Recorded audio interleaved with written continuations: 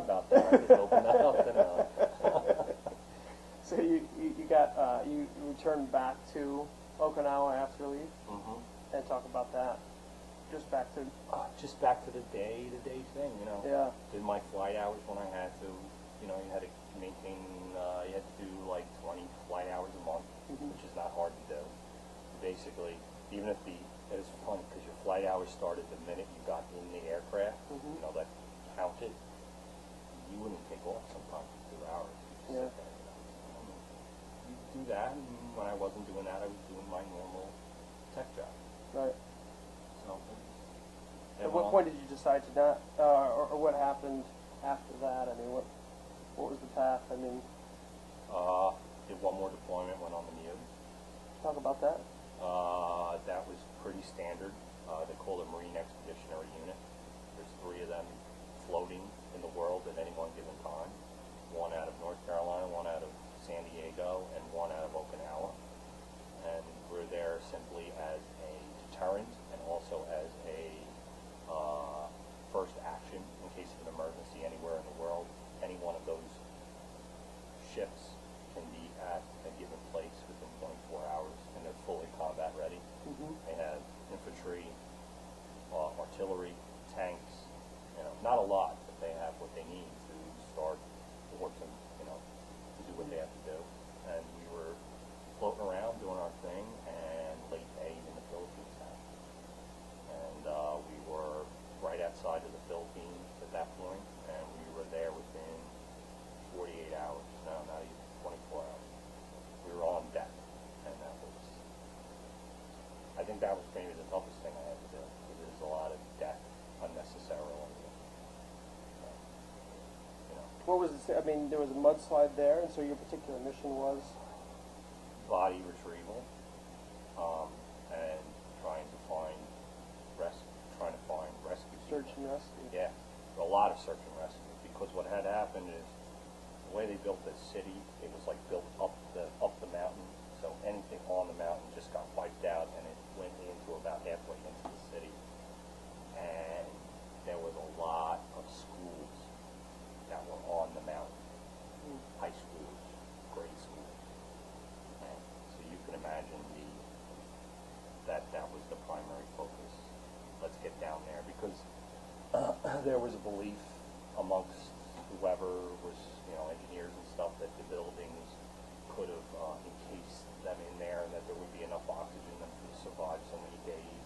And there was an ample amount of food inside the schools because of the cafeterias and stuff, so that there might be a significant amount of people alive. And then the Australians showed up with these ground things, and they said that there's definitely big cavities down there. They were just looking for big open spaces, and they said there was, and the assumption was that they were the schools. So there was, unfortunately, there was no way to get, there was no way, because all the roads were blocked, to get anything in, had to fly everything in, and that's where we came in. We were flying equipment back and forth, like, nonstop. And it got to the point where I got off the aircraft and was just doing search and rescue. It was part of the big crews, digging. How long were you there? A month. And it kind of just gave up. And someone replaced you, or? No, they just gave up. Well, they didn't give up. It was no one survived it. I mean, Yeah. In the end, they got more sensitive equipment, and they realized that anything that was in that mud was gone, destroyed. You know, and it was the reality of the situation. The other problem was it just rained, and it just wouldn't stop raining. So we would dig down, and then it would mudslide on us. It almost killed like a couple Marines.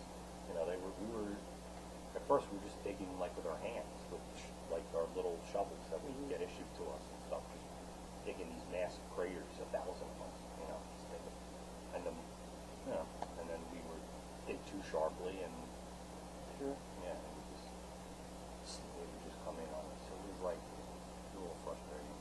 And as you're digging, you know, you inevitably come across a body, and that's Yeah. that sucks. Was there any type of, system in place for you guys to talk about or deal with that kind of thing? Or? Because it was a completely off-the-cuff humanitarian rescue. And after you got back to Okinawa, was there any sense that... Because people were from so many different units, not really. I mean, there's always someone you can go talk to. There's always, at this point, obviously, because of people deploying in Afghanistan, Iraq, it's so much going on. There was obviously systems built in for stuff like that. But again, I never really felt that I needed anything. I recognized what, it was what it was. At what point you got back to Okinawa? At what point did you continue in the military, or when did you decide to? I did my enlistment and got out. I thought about re-enlisting, but I just decided that I had done my time and I wanted to do other things, and so I got out when I got in November of 2006. November. On your way out, was there a transition period where you had an idea of what you wanted to do, or? No, I mean, I was just going to get out and go to work and be what everybody else was, do whatever I was going to do. And, the military does an excellent job now of providing you with ample amount of support for, I think, for transitioning. There's a week-long class, which, at least the one I went to, was very well run. And offered a lot of good information, specifically on how to get a job, in the interview process and all that stuff. I never done any of that. And then when you got out, my unit had a very nice little thing where they had other guys that were in the unit who had been part of the unit, and you get back, they kind of, there's almost always one from every major area, and I was from Philly, and there was a guy from Philly, and he kind of was like, I just help, got it, right? yeah. But I really didn't have an issue. What did you do as soon as you got out? I mean, what? Got out, and I had saved up a significant, or at least a good amount of money, so I knew that I could go a while without having a job if I wanted to. I didn't really wait that long, and I was still getting paid from the military because of leave that I had saved up for like 6 weeks. So I went home and spent about a month finding an apartment, moved out. A friend of mine from the unit also was getting out at the same time. He's from this area. We moved in together and both found jobs, and it was just kind of, Yeah. it was a kind of, I wouldn't say seamless. It's always a little weird. You're used to getting up at, really early and certain things. That stuff stopped. Really No difficulty transitioning at all?